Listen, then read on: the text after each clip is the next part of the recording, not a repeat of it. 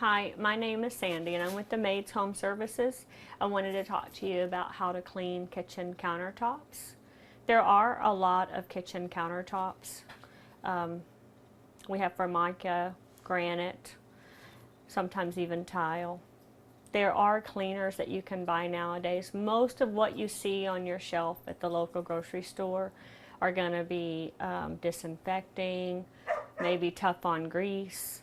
So it's really going to be a judgment call on your part. If you have certainly issues with grease or stains, you want to make sure that you have a good grease cutting formula. This is a good one. It's Orange Action by Fantastic, and you just spray it on your cloth, and then wipe your countertops with it. Sometimes in certain areas there might be some areas that might need to soak for a little bit. You can definitely spray those right on and then come back a couple minutes and wipe them up.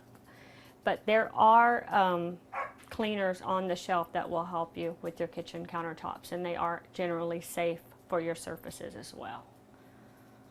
And that would be how you clean kitchen countertops.